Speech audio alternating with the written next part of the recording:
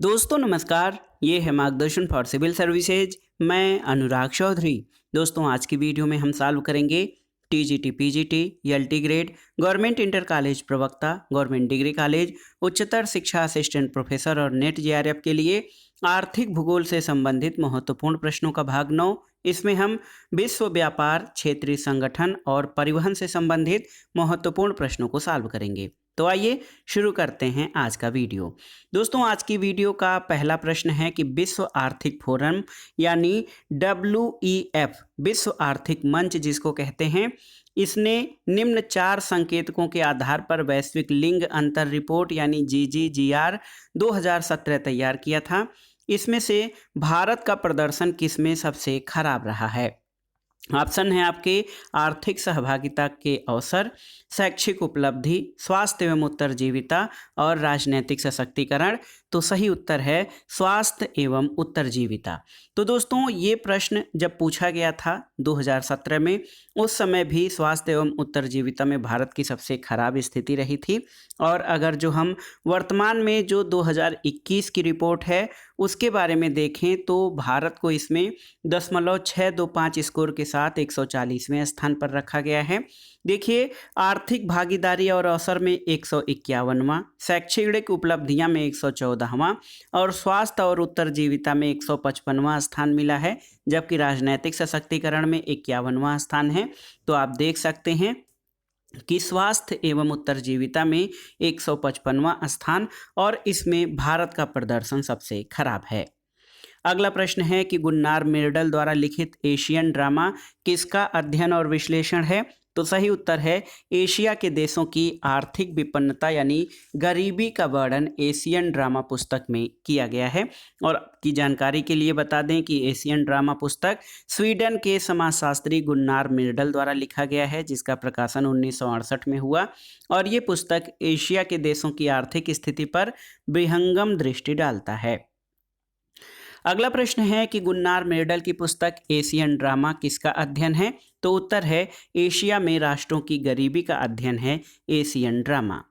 अगला प्रश्न है दोस्तों विशिष्ट आर्थिक पेटी, जिसको देखिए विशिष्ट आर्थिक पेटी स्पेशल इकोनॉमिक जोन जिसको कहा जाता है, इसकी अवधारणा किस देश ने विकसित की है? तो सही उत्तर है भारत ने। देखिए ऑप्शन ए आपका सही उत्तर हो जाएगा। बृहद विकास के संदर्भ में भारत एशिया का पहला देश है जिसने निर्यात संवर्धन में एक्सपोर्ट प्रोसेसिंग जोन की महत्ता को स्वीकार किया और गुजरात के कांडला में पहला EPZ 1965 में स्थापित किया गया।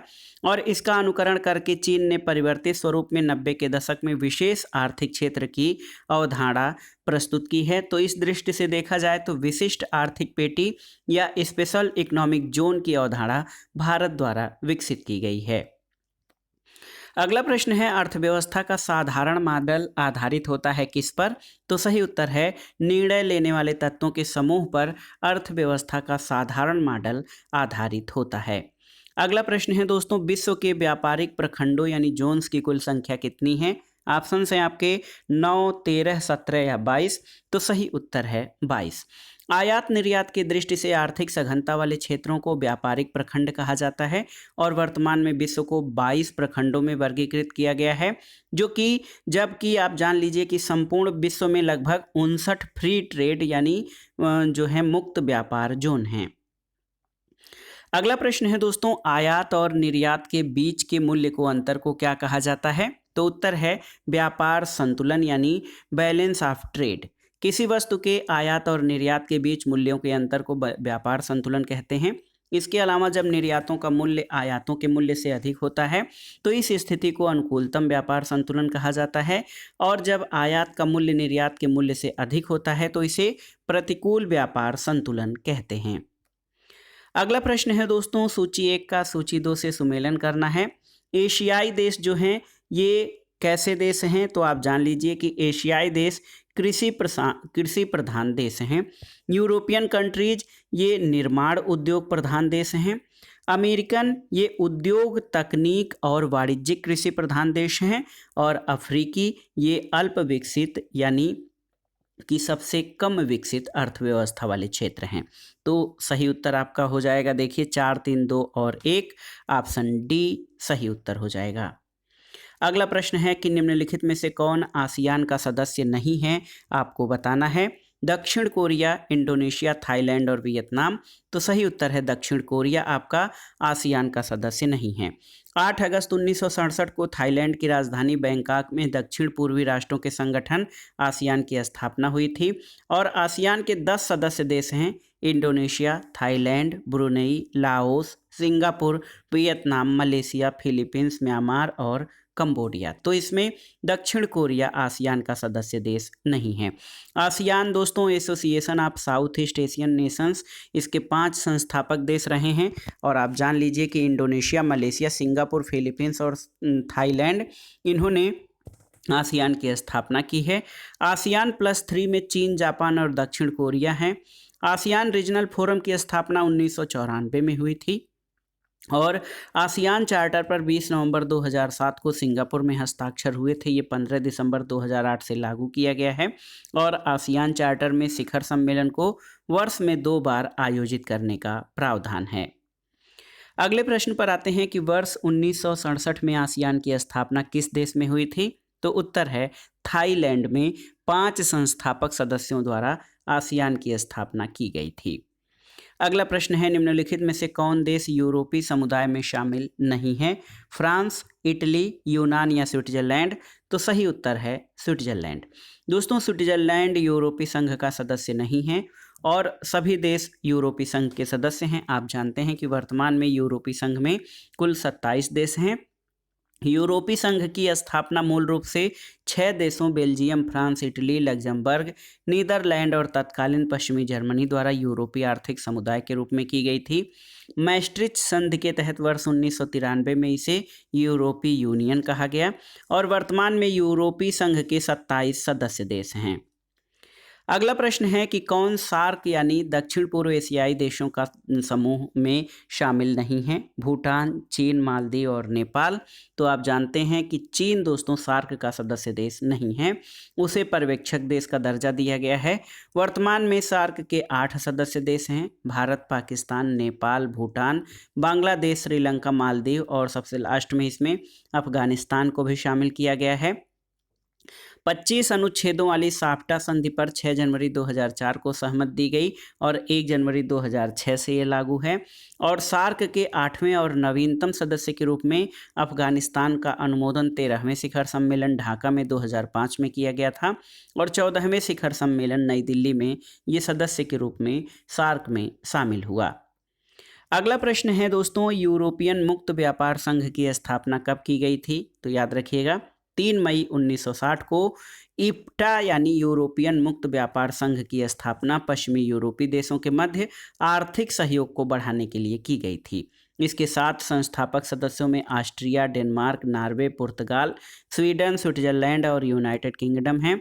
वर्तमान में इसके 4 सदस्य देश हैं, आइसलैंड, लिechtenstein, नॉर्वे और स्विट्जरलैंड। अगला प्रश्न है निम्नलिखित में से कौन 3 यूरोपियन फ्री ट्रेड एसोसिएशन यानी इप्टा के सदस्य थे जब 1960 में इसकी स्थापना की गई थी? तो उत्तर है आपका ऑस्ट्रिया, स्वीडन और नॉर्वे। दोस्तों यूरोपियन फ्री ट्रेड एसोसिएशन के 1960 में स्थापना के समय सदस्य थे। अगला प्रश्न है कौन एक देश यूरोपीय मुक्त व्यापार संघ का सदस्य नहीं है? तो ये है दोस्तों, आप देख सकते हैं कि ब्रिटेन, आयरलैंड, नॉर्वे और स्पेन। तो इसमें आप देख लीजिए कि जब इसकी स्थापना की गई थी तो 7 संस्थापक सदस्य थे, ऑस्ट्रिया, डेनमार्क, नॉर्वे और पुर्तगाल, स्वीडन, स्विट्जरलैंड और यूनाइटेड किंगडम।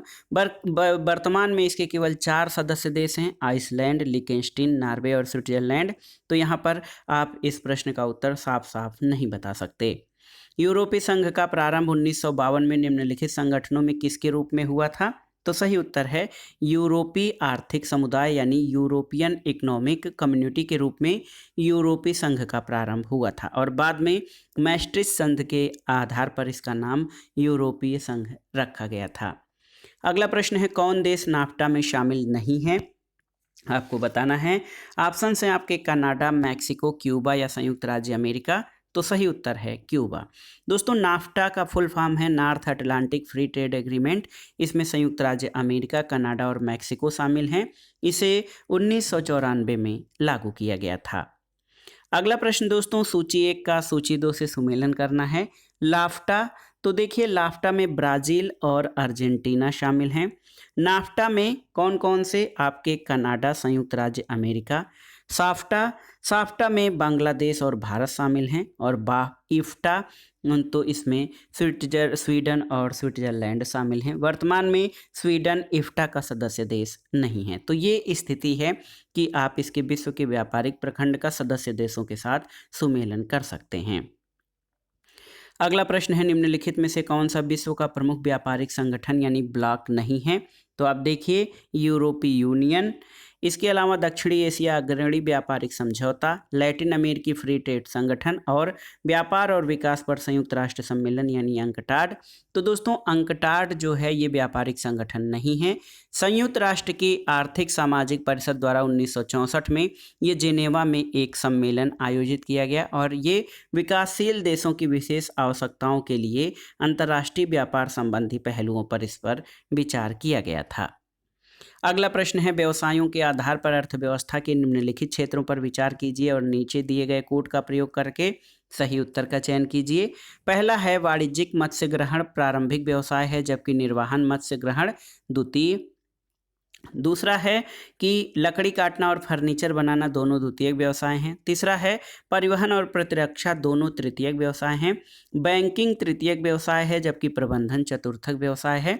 तो इसमें आप देख सकते हैं 3 और 4 आपके सही हैं, तो ऑप्शन डी आपका सही उत्तर हो जाएगा। दोस्तों परिवहन और प्रतिरक्षा दोनों तृतीयक व्यवसाय हैं, वहीं बैंकिंग भी तृतीयक यानी सेवा क्षेत्र का व्यवसाय है, जबकि प्रबंधन चतुर्थक व्यवसाय के अंतर्गत शामिल है। अगला प्रश्न है, कौन सी विनिमय प्रक्रिया नहीं है। माल परिवहन, दूरसंचार, खुदरा व्यापार और प्रबंधन। तो प्रबंधन दोस्तों ये विनिमय क्रिया नहीं है, ये चतुर्थ श्रेणी के व्यवसाय के रूप में शामिल किया जाता है। अगला प्रश्न है, निम्नलिखित में से कौन सा एक कथन सत्य है। तो सही कथन है दोस्तों विशिष्ट आर्थिक मंडल यानी स्पेशल इकोनॉमिक जोन, जिसको सेज कहा जाता है, ये एक भौगोलिक प्रदेश है और इसकी आर्थिक विधियां और नियम होते हैं। अन्य जो कथन हैं आपके सही नहीं हैं, तो ऑप्शन ए आपका सही उत्तर हो जाएगा। अगला प्रश्न है कि निम्नलिखित में से कौन ओपेक का संस्थापक सदस्य नहीं है, आपको बताना है। ओपेक यानी जो तेल निर्यातक देशों का समूह है। देखिए ऑस्ट्रेलिया, ईरान, इराक और सऊदी अरब। तो सही उत्तर है दोस्तों ऑस्ट्रेलिया ओपेक का संस्थापक सदस्य नहीं है, जबकि ईरान, इराक और सऊदी अरब इसमें शामिल हैं। ओपेक की स्थापना 1960 में बगदाद, इराक में हुई थी। इसके 5 संस्थापक सदस्य ईरान, इराक, कुवैत, सऊदी अरब और वेनेजुएला थे। वर्तमान में ओपेक के 13 सदस्य देश हैं वर्तमान में। अब आइए दोस्तों देखिए अंतर्राष्ट्रीय व्यापार और क्षेत्रीय संगठन के बाद परिवहन यानी ट्रांसपोर्टेशन से संबंधित जो महत्वपूर्ण प्रश्न हैं उनके बारे में देखते हैं। निम्नलिखित में से कौन प्राकृतिक बंदरगाह है। देखिए डरबन, आबिदजान, फ्री टाउन और मोगादिशु। तो दोस्तों डरबन को प्राकृतिक बंदरगाह माना जाता है। फ्री टाउन जो कि सियरा लियोन, ये भी एक प्राकृतिक बंदरगाह है। मोगादिशु सोमालिया में, जबकि आबिदजान बंदरगाह आइवरी कोस्ट में स्थित हैं। तो यहाँ पर आप देख सकते हैं कि 2 बंदरगाह डरबन और फ्री टाउन, यहाँ पर 2 बंदरगाह डरबन और फ्री टाउन दोनों ही प्राकृतिक बंदरगाह के उदाहरण हैं। तो इसमें एक ऑप्शन आप इसको चयनित नहीं कर सकते हैं, इसलिए स्टार कर रहे हैं। याद रखिएगा कि डरबन दक्षिण अफ्रीका का और फ्री टाउन सियरा लियोन का प्राकृतिक बंदरगाह है। मोगादिशु सोमालिया में, जबकि आबिदजान आइवरी कोस्ट में स्थित है। अगला प्रश्न है सूची 1 का सूची 2 से सुमेलन करना है। जिबूती, आप जानते हैं कि ये अदन की खाड़ी में जिबूती बंदरगाह स्थित है। मर्सिले बंदरगाह लायन की खाड़ी में, इंचियोन बंदरगाह पीला सागर में यानी एलओसी में और मियामी मैक्सिको की खाड़ी में स्थित है। तो सही उत्तर आपका हो जाएगा डायरेक्ट 1, 2, 3, 4। देखिए ऑप्शन ए सही उत्तर है। अगला प्रश्न है लेनिनग्राड पत्तन स्थित है कहाँ पर? तो सही उत्तर है लेनिनग्राड पत्तन, आप जानते हैं कि रूस में स्थित है और वर्तमान में इसको सेंट पीटर्सबर्ग के नाम से जाना जाता है। याद रखिएगा, ये नेवा नदी के तट पर स्थित है और इसे रूस की सांस्कृतिक राजधानी के नाम से जानते हैं। अगला प्रश्न है निम्नलिखित नदियों में से कौन सी आंतरिक जलमार्ग के रूप में सबसे अधिक उपयुक्त है? ऑप्शंस हैं आपके डेन्यूब, राइन, बोल्गा और एल्ब। तो सही उत्तर है राइन नदी। आंतरिक जलमार्ग के रूप में सबसे उपयुक्त नदी राइन है, जिसके मुहाने से लेकर लगभग 800 किलोमीटर से दूर बेलेज तक सीधा परिवहन संभव है। और राइन के बाद दूसरी महत्वपूर्ण नदी जलमार्ग डेन्यूब है। डेन्यूब में राइन में ढोए जाने वाले माल का केवल 13% ढोया जाता है। अगला प्रश्न बहुत इंपॉर्टेंट है और ये जीके और जीएस के अंतर्गत भी पूछा जाता है कि विश्व की सबसे व्यस्ततम नव्य नदी कौन सी है? तो ये है राइन नदी। अगला प्रश्न है दोस्तों, पनामा नहर किसको और किसको जोड़ती है? तो उत्तर है पनामा नहर प्रशांत महासागर और अटलांटिक महासागर को जोड़ती है, याद रखिएगा। अगला प्रश्न है पनामा नहर किसको किसको मिलाती है? तो सही उत्तर है पनामा नहर प्रशांत महासागर और अटलांटिक महासागर को मिलाती है। ऑप्शन डी आपका सही उत्तर है। अगला प्रश्न है दोस्तों, जर्मनी में उत्तरी सागर और बाल्टिक सागर को कौन सी नहर जोड़ती है? तो सही उत्तर है कील नहर। जर्मनी में उत्तरी सागर और बाल्टिक सागर को कील नहर जोड़ती है। ये 98 किलोमीटर लंबी और 12 मीटर चौड़ी है। इससे 400 किलोमीटर की दूरी कम हो गई है और जर्मनी का समुद्री व्यापार कील नहर के द्वारा होता है। अगला प्रश्न है सूची 1 का सूची 2 से सुमेलन करिए। देखिए, महासागरी जलमार्ग और बंदरगाहों के नाम। पनामा नहर जलमार्ग में कोलन बंदरगाह अवस्थित है। मलक्का जो जलमार्ग है उस पे सिंगापुर है। प्रशांत महासागरी जलमार्ग पर वैंकूवर है दोस्तों कनाडा का। और उत्तरी अटलांटिक जलमार्ग पर मैनचेस्टर अवस्थित है। तो 3 1 4 2 सही उत्तर हो जाएगा। देखिए 3 1 4 2 ऑप्शन डी आपका सही उत्तर है।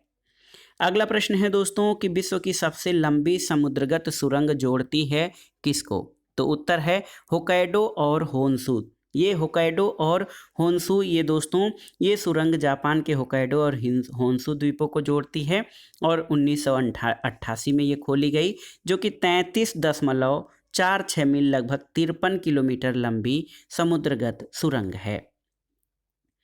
अगला प्रश्न कथन और कारण से संबंधित है। कथन है कि उत्तरी अटलांटिक मार्ग विश्व का सबसे व्यस्त महासागरीय व्यापारिक मार्ग है। ये आपका सही है। कारण है कि यह मार्ग पश्चिमी यूरोप और पूर्वी उत्तरी अमेरिका को संयुक्त करता है, जो विश्व के 2 सर्वाधिक विकसित प्रदेश हैं। तो सही उत्तर है ए और आर दोनों सही हैं और आर ए का सही स्पष्टीकरण भी करता है। अगला प्रश्न है दोस्तों, परिवहन के साधनों में सबसे सस्ता परिवहन साधन कौन सा है? सड़क, जल, रेल या वायु परिवहन? तो सबसे सस्ता जल परिवहन है दोस्तों। रेल और सड़क मार्गों के विपरीत जल मार्गों के निर्माण और रखरखाव में न्यूनतम व्यय करना पड़ता है। जल परिवहन खनिज पदार्थों और भारी तथा सस्ते पदार्थों के परिवहन में बहुत उपयोगी होता है।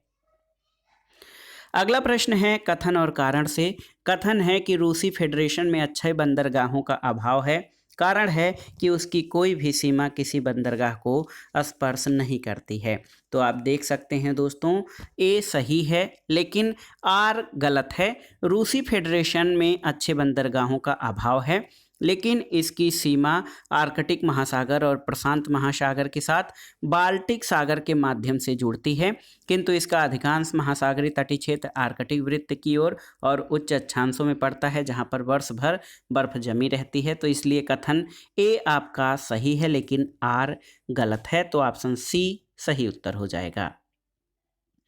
अगला प्रश्न है संसार का सबसे बड़ा बंदरगाह कौन सा है? ऑप्शन देखिए न्यूयॉर्क, पनामा, कोलन या विनिपेग। तो सही उत्तर है न्यूयॉर्क। देखिए दोस्तों, सबसे बड़ा बंदरगाह न्यूयॉर्क है, लेकिन कंटेनर क्षमता यानी वॉल्यूम के आधार पर 2020 के शीर्ष बंदरगाहों में पहले स्थान पर संघाई चीन का, दूसरा सिंगापुर और तीसरा निंगबो झाउसान जो कि चीन में है।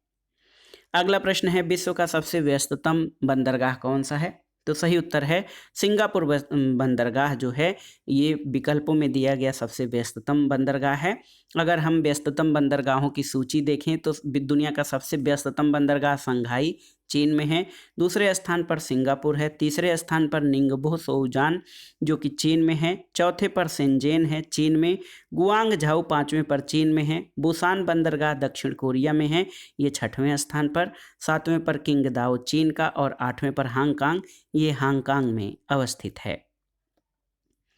अगला प्रश्न है दोस्तों, निम्नांकित में से किसे विश्व का कहवा पत्तन या कॉफी पोर्ट कहा जाता है? तो ये है दोस्तों यहाँ पर देखिए कौन सा है, तो ये है आपका सांटोस। सांटोस बंदरगाह को कॉफी बंदरगाह कहा जाता है और ये ब्राज़ील में स्थित है। अगला प्रश्न है, निम्नांकित में से किसे विश्व का कहवा पत्तन या कॉफी पोर्ट कहा जाता है? तो ब्राज़ील के सांटोस बंदरगाह को कहवा पत्तन या कॉफी पत्तन कहा जाता है और आप जानते हैं कि ब्राज़ील में कॉफ़ी का या कहवा का बहुत अधिक मात्रा में उत्पादन होता है। अगला प्रश्न है कि कौन सा नगर बंदरगाह नहीं है, आपको बताना है। केप टाउन, सिंगापुर, कोलंबो या फिर फिलाडेल्फिया? तो सही उत्तर है सिंगापुर। दोस्तों चारों स्थल बंदरगाह हैं, चाहे केप टाउन हो, सिंगापुर हो, कोलंबो या फिलाडेल्फिया। केप टाउन दक्षिण अफ्रीका की राजधानी और बंदरगाह है, कोलंबो श्रीलंका की राजधानी और बंदरगाह है, फिलाडेल्फिया भी बंदरगाही नगर है, जबकि सिंगापुर एक देश है। अगला प्रश्न है, कौन सा पत्तन पोत निर्माण से संबंधित है? आपको बताना है कि कौन सा पत्तन पोत निर्माण से संबंधित है। तो देखिए विशाखापत्तनम और कोचीन पत्तन ये दोनों ही पोत निर्माण से संबंधित हैं। कोचीन शिपयार्ड जापान के सहयोग से स्थापित किया गया था और देखिए केरल का कोच्चि अथवा कोचीन में ये स्थित है। यहाँ पर 1,10,000 DWT की क्षमता वाले पोत बनाए जाते हैं, ये पोत निर्माण के लिए है। विशाखापत्तनम आंध्र प्रदेश में पोत निर्माण कंपनी हिंदुस्तान शिपयार्ड लिमिटेड की स्थापना की गई, जहाँ पोत का निर्माण और पोत का मरम्मत होता है। तो इसमें से ए और सी दोनों सही हैं। विशाखापत्तनम और कोचीन दोनों ही पोत निर्माण से संबंधित भारतीय पत्तन हैं। अगला प्रश्न है, विश्व में सड़क मार्गों की सर्वाधिक लंबाई वाला देश कौन सा है? आपको बताना है। तो सही उत्तर है संयुक्त राज्य अमेरिका में सर्वाधिक लंबाई वाले जो है सड़कें हैं। इसके बाद भारत और चीन का स्थान है। अगले प्रश्न पर आते हैं दोस्तों, सूची 1 का सूची 2 से सुमेलन करना है और दिए गए कूट से सही उत्तर का चयन करना है। सागर बंदरगाह और उनसे संबंधित देश, तो बेरूत बंदरगाह लेबनान का है, मोंटेवीडियो आप जानते हैं उरुग्वे में है, लागोस बंदरगाह नाइजीरिया में है और बुसान आपका दक्षिण कोरिया का बंदरगाह है। ऑप्शन डी आपका सही उत्तर हो जाएगा। 2, 3, 1 और 4। अगला प्रश्न है दोस्तों, बोसोफोरस रेल सुरंग जिसका उद्घाटन 29 अक्टूबर 2013 को हुआ था, ये किस देश में स्थित है? तो बोसोफोरस रेल सुरंग दोस्तों ये तुर्की यानी टर्की में स्थित है, जो टर्की के एशियाई और यूरोपीय महाद्वीप के शहरों को जोड़ता है। अगला प्रश्न है, निम्नलिखित में से कौन सा रेल मार्ग विश्व का सबसे लंबा रेल मार्ग है? तो सही उत्तर हो जाएगा दोस्तों ट्रांस साइबेरियन रेलवे दुनिया का सबसे बड़ा रेलवे जो है रेल मार्ग है और ये रेल मार्ग इस पर मास्को, एकेतेरिनबर्ग, किरोव, चिता, उलान, उडे, ओमस्क, नोवोसिबिर्स्क, इर्कुटस्क आदि प्रमुख रेलवे स्टेशन हैं। और ये रेल मार्ग पश्चिमी क्षेत्र में स्थित पीटर्सबर्ग, जिसको पहले लेनिनग्राड के नाम से जाना जाता था, और ये पूर्व में व्लादिवोस्टोक तक जाता है और लगभग इसकी लंबाई 9,300 किलोमीटर है और ये रेल मार्ग वर्तमान में विश्व का सबसे लंबा रेल मार्ग है। देखिए अगला प्रश्न है इसी से संबंधित है, ट्रांस साइबेरियन रेल मार्ग जोड़ता है किसको? तो उत्तर है लेनिनग्राड से व्लादिवोस्टोक को। अगला प्रश्न है कौन सा स्थान ट्रांस साइबेरियन रेल मार्ग पर स्थित नहीं है? ये प्रश्न जीके जीएस में भी पूछा जाता है। तो उत्तर है दोस्तों मिन्स्क जो है ये ट्रांस साइबेरियन पर स्थित नहीं है, जबकि लेनिनग्राड, मास्को और इर्कुटस्क ये railway station trans Siberian rail मार्ग पर स्थित हैं। अगला प्रश्न है निम्नलिखित स्थानों में देखिए ओरिएंट एक्सप्रेस रेलवे लाइन किन स्थानों को जोड़ती है? तो सही उत्तर है पेरिस को इस्तांबुल से। देखिए ऑप्शन ए आपका सही उत्तर है, Orient express railway line Paris यानी फ्रांस को इस्तांबुल तुर्की से जोड़ती है और इसकी शुरुआत 1883 में हुई थी। अगला प्रश्न है इंडोनेशिया में वायु परिवहन की व्यापकता से संबंधित कौन सा कथन सत्य नहीं है? आपको बताना है। यहाँ वायु परिवहन अधिक प्रचलित है, सही है। यहाँ स्थल परिवहन सुविकसित नहीं है, सही है। यहाँ अधिकांश लोग उद्योग व्यापार में संलग्न हैं, ये नहीं सही है। और यहाँ से वायुयानों द्वारा पुष्पों का निर्यात होता है, सही है। तो देखिए गलत है कि अधिकांश लोग उद्योग व्यापार में संलग्न हैं, ये आपका सही नहीं है, क्योंकि इंडोनेशिया मूलतः कृषि की प्रधानता वाली अर्थव्यवस्था है और यहाँ के लोगों का मुख्य व्यवसाय कृषि है। यहाँ पर कपड़ा, स्टील, सीमेंट, कागज, कांच, रबर और रासायनिक उद्योग विकसित अवस्था में है, फिर भी यहाँ पर अधिकांश लोग कृषि कार्यों में लगे हैं। द्वीपीय देश होने के कारण यहाँ स्थल परिवहन सुविकसित नहीं है और वायु परिवहन अधिक प्रचलित है। यहाँ के कई हवाई अड्डों से वायुयानों द्वारा पुष्पों का निर्यात होता है। अगले प्रश्न पर आते हैं दोस्तों, किस महाद्वीप में आंतरिक जलमार्गों का सर्वाधिक विकास हुआ है? तो सही उत्तर है पश्चिमी यूरोप में। देखिए अंतर्देशीय आधार पर आंतरिक जलमार्गों का सर्वाधिक विकास संयुक्त राज्य अमेरिका में, जबकि अंतर महाद्वीपीय आधार पर सर्वाधिक आंतरिक जलमार्गों का विकास पश्चिमी यूरोप में हुआ है। ऑप्शन ए आपका सही उत्तर है। अगला प्रश्न है, निम्नलिखित में से कौन सा जलमार्ग विश्व का महत्वपूर्ण सामुद्रिक जलमार्ग है? तो ये है उत्तरी अटलांटिक जलमार्ग। ये संसार का सबसे व्यस्ततम समुद्री जलमार्ग है और ये विश्व के दो विकसित महाद्वीपों यूरोप और उत्तरी अमेरिका के मध्य स्थित है और दुनिया का 1/4 विदेशी व्यापार इसी मार्ग द्वारा परिवहित होता है। अगले प्रश्न पर आते हैं, निम्नलिखित में से कौन सा महासागरीय मार्ग व्यस्ततम मार्ग है? तो सही उत्तर है कि उत्तरी अटलांटिक मार्ग दोस्तों ये दुनिया का सर्वाधिक व्यस्ततम महासागरीय मार्ग है। अगला प्रश्न है कि संसार के सर्वाधिक व्यस्त समुद्री मार्ग कहाँ पाए जाते हैं? तो उत्तर है उत्तरी अटलांटिक महासागर में। अगले प्रश्न पर आते हैं, सबसे व्यस्ततम समुद्री मार्ग कौन सा है? तो सही उत्तर है दोस्तों सबसे व्यस्ततम समुद्री मार्ग उत्तरी अटलांटिक मार्ग है। अगला प्रश्न है, निम्नलिखित में से किस समुद्री जलमार्ग का आर्थिक महत्व अधिक है? आपको बताना है। ऑप्शंस हैं पाक जलडमरू मध्य, मलक्का जलडमरू मध्य, स्वेज नहर और पनामा। तो सही उत्तर हो जाएगा स्वेज नहर। स्वेज नहर विश्व की अत्यंत महत्वपूर्ण नहर है, इसका बृहद व्यापारिक महत्व है। स्वेज नहर भूमध्य सागर और लाल सागर के बीच स्थित है और ये इन दोनों को जोड़ती है। इसके निर्माण से पूर्व और पश्चिम के विभिन्न बंदरगाहों के मध्य जो दूरी है वो बहुत अधिक कम हो गई है, जिससे समय और ईंधन की पर्याप्त बचत होती है। अगला प्रश्न है दोस्तों, देखिए कथन और कारण से संबंधित है। कथन है उत्तरी अटलांटिक महासागरीय जलमार्ग विश्व का सबसे महत्वपूर्ण जलमार्ग है, क्योंकि उत्तरी अटलांटिक महासागरीय जलमार्ग विकसित और विकासशील राष्ट्रों को समीप लाता है। तो इसमें ए और आर दोनों सही हैं। ए सही है लेकिन आर गलत हैं दोस्तों। यहाँ पर ऑप्शन बी आपका सही उत्तर हो जाएगा। इसका कारण ये है कि आप जानते हैं कि उत्तरी अटलांटिक महासागरीय जलमार्ग दुनिया का सबसे महत्वपूर्ण जलमार्ग है, लेकिन ये विकसित और विकासशील देशों को नहीं बल्कि दो विकसित महाद्वीपों यूरोप और उत्तरी अमेरिका को समीप लाता है, इसलिए ये सर्वाधिक व्यस्ततम समुद्री जलमार्ग है। अगला प्रश्न है, अंतर्राष्ट्रीय व्यापार की दृष्टि से सर्वाधिक महत्वपूर्ण महासागरीय मार्ग कौन सा है? तो सही उत्तर है यूरोप और उत्तरी अमेरिका के मध्य उत्तरी अंध महासागरीय या उत्तरी अटलांटिक मार्ग जो है ये अंतर्राष्ट्रीय व्यापार की दृष्टि से सर्वाधिक महत्वपूर्ण महासागरीय मार्ग है, आप जानते हैं। अगला प्रश्न है, कौन सी नहर प्रशांत और अटलांटिक महासागर को जोड़ती है? तो सही उत्तर है पनामा नहर। दोस्तों पनामा नहर जो है ये मध्य अमेरिका में पनामा के स्थल डमरू मध्य को काटकर बनाई गई प्रमुख जहाजी नहर है। ये अटलांटिक महासागर को प्रशांत महासागर से जोड़ती है। अब आइए अगले प्रश्न पर आते हैं दोस्तों, स्वेज नहर ने किन दो स्थलों या महाद्वीपों के मध्य की दूरी को कम कर दिया है? तो आप जानते हैं कि स्वेज नहर के निर्माण से यूरोप और दक्षिण एशिया के बीच की दूरी, विशेषकर यूरोप और एशिया के बीच की दूरी काफ़ी कम हो गई है और इस नहर को बनाने में फ्रांसीसी इंजीनियर फर्डिनेंड दे लैप्लेस की महत्वपूर्ण भूमिका थी। स्वेज नहर मिस्र के सिनाई प्रायद्वीप में बनाई गई विश्व की सबसे बड़ी कृत्रिम नहर है। ये भूमध्य सागर और लाल सागर को जोड़ती है। 1869 ईस्वी में जहाज़ों के आवागमन के लिए इसे खोल दिया गया था। अगला प्रश्न इसी से संबंधित है कि स्वेज नहर किन सागरों को जोड़ती है? तो सही उत्तर है लाल सागर और भूमध्य सागर को स्वेज नहर मिलाती है। ये प्रश्न बार बार परीक्षाओं में पूछा गया है कि स्वेज नहर किसको मिलाती है? तो भूमध्य सागर और लाल सागर को। अगला प्रश्न भी इसी से जुड़ा हुआ है कि स्वेज नहर किसको मिलाती है?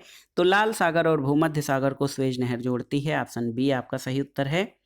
दोस्तों अगला प्रश्न है, बॉम्बे से कहाँ जाने के लिए स्वेज नहर से होकर नहीं गुजरना पड़ेगा? ऑप्शंस हैं अलेक्जेंड्रिया, स्वेज, पोर्ट सैड या बेंगाजी। तो सही उत्तर है स्वेज। बॉम्बे से समुद्री मार्ग से स्वेज जाने के लिए स्वेज नहर पार करने की आवश्यकता नहीं होगी, क्योंकि स्वेज ही इस नहर का प्रारंभिक या दक्षिणी बिंदु है और ये नहर मिस्र के स्वेज और पोर्ट सईद के बीच स्थित है। अलेक्जेंड्रिया मिस्र और बेंगाजी लीबिया जो है इसके आगे बाएं तट पर अवस्थित हैं। पोर्ट सईद उत्तरी भाग में और पोर्ट स्वेज दक्षिणी भाग में स्थित है। अब स्वेज नहर से संबंधित महत्वपूर्ण कुछ तथ्य हैं कि स्वेज नहर का उत्तरी पत्तन कौन सा है? तो ये है पोर्ट सईद। दोस्तों स्वेज नहर का उत्तरी पत्तन जो है वो पोर्ट सईद है। देखिए यह नहर मिस्र के पोर्ट सईद और प्रारंभ दक्षिणी बिंदु जो है स्वेज है, पोर्ट स्वेज, और जो है देखिए उत्तरी बिंदु उत्तरतम बिंदु पोर्ट सईद है। अगला प्रश्न है, आसवान परियोजना किसकी एक परियोजना थी? तो सही उत्तर है आसवान बांध परियोजना, ये मिस्र की परियोजना थी। अगला प्रश्न है दोस्तों, सू नहर किसको जोड़ती है आपको बताना है। तो उत्तर है ह्यूरन और सुपीरियर झील को सू नहर जोड़ती है। ये उत्तरी अमेरिका की 5 महान झीलों में से 2 झीलों जैसे ह्यूरन और सुपीरियर झील को जोड़ती है और इन झीलों के बीच में सेंट मेरी प्रपात है। ये बाधा हटाने को ही इस नहर का निर्माण 1837 में किया गया था। अगला प्रश्न है दोस्तों, बोलगा जलमार्ग बोलगा डान नहर द्वारा किस सागर से जुड़ा हुआ है? तो उत्तर है काला सागर।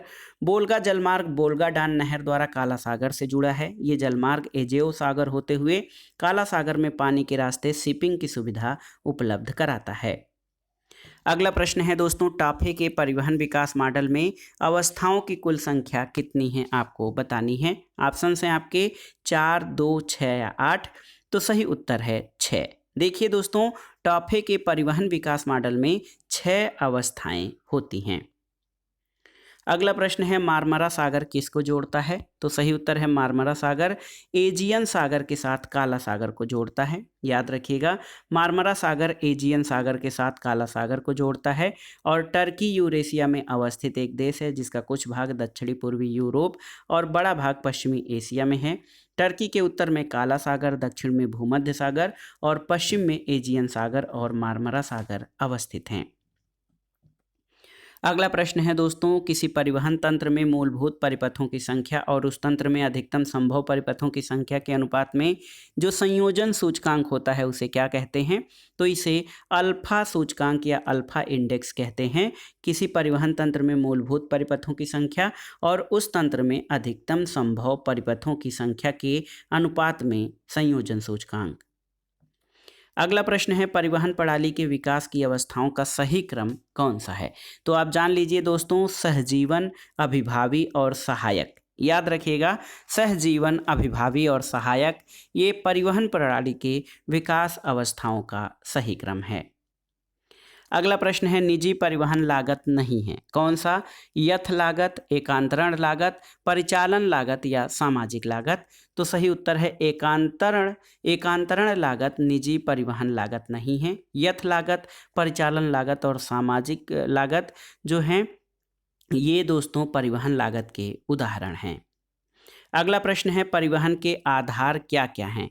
ऑप्शंस हैं आपके देखिए, परिपूरकता, मध्यवर्ती आपूर्ति का अभाव, विनियमितता और परिवहन के माध्यम जो है परिवहन के माध्यम। इसमें से सही उत्तर आपको बताना है। तो देखिए, परिपूरकता, मध्यवर्ती आपूर्ति का अभाव और विनियमितता ये परिवहन के आधार हैं। तो 1, 2 और 3 ऑप्शन आपके सही उत्तर हो जाएंगे। परिवहन के माध्यम परिवहन का आधार नहीं है। अगला प्रश्न है, सर्वाधिक संयोजन वाला परिवहन तंत्र क्या होता है? एक पथ, वृक्षसम, परिपथ या कोशिकीय। तो सही उत्तर है परिपथ। परिपथ या जो सर्किट ट्रांसपोर्टेशन सिस्टम होता है ये सर्वाधिक संयोजन वाला परिवहन तंत्र होता है। अगला प्रश्न है, निम्नलिखित में से कौन सी यातायात के संचालन में सम्मिलित लागत नहीं है? देखिए, ढुलाई या वहन लागत, बंधी या शिरोपरि लागत, अवस्थितिक लागत या अंतरण लागत। तो सही उत्तर है ऑप्शन डी अंतरण लागत दोस्तों, यातायात के संचालन में सम्मिलित लागत नहीं है। अगला प्रश्न है कि निम्नलिखित परिवहन के प्रकारों में किसकी टर्मिनल लागत न्यूनतम है? तो सही उत्तर है जल परिवहन। आप जानते हैं कि सड़क परिवहन, रेल परिवहन, जल परिवहन और वायु परिवहन में जल परिवहन की टर्मिनल लागत सबसे कम होती है। अगले प्रश्न पर आते हैं दोस्तों। प्रश्न है कि निम्नलिखित नगरों में से किस एक को 5 समुद्रों का बंदरगाह के रूप में जाना जाता है? ऑप्शंस हैं आपके इस्तांबुल, टोक्यो, मॉस्को या रॉटरडम। तो सही उत्तर है मॉस्को। देखिए मॉस्को को 5 समुद्रों का बंदरगाह के रूप में जाना जाता है। मॉस्को नहर 5 सागरों श्वेत सागर, बाल्टिक सागर, कैस्पियन सागर, अजोब सागर और काला सागर के साथ संपर्क मार्ग उपलब्ध कराता है। अगला प्रश्न है विश्व का प्रमुख व्यापारिक समुद्री जलमार्ग नहीं है कौन सा? तो देखिए संयुक्त राज्य अमेरिका पश्चिमी यूरोपीय जलमार्ग, पश्चिमी यूरोप भूमध्य सागर हिंद महासागर मार्ग, उत्तमाशा अंतरीप जलमार्ग और पनामा नहर न्यूजीलैंड महासागर मार्ग, ये आपका विश्व का प्रमुख समुद्री व्यापार मार्ग या जलमार्ग नहीं है। तो ऑप्शन डी आपका सही उत्तर हो जाएगा। अगला प्रश्न और आज की वीडियो का आखिरी प्रश्न है कि डेटौर शब्द का संबंध किससे है आपको बताना है। परिवहन, उद्योग, वाणिज्य या व्यापार? तो सही उत्तर है डेटौर शब्द का संबंध परिवहन से है। इसका तात्पर्य अंग्रेजी शब्द डाइवर्जन के समानार्थी होता है। तो दोस्तों ये था आज का वीडियो। आर्थिक भूगोल के अंतर्गत आपने विश्व व्यापार और प्रमुख क्षेत्रीय संगठन तथा परिवहन से संबंधित महत्वपूर्ण प्रश्नों को सॉल्व किया।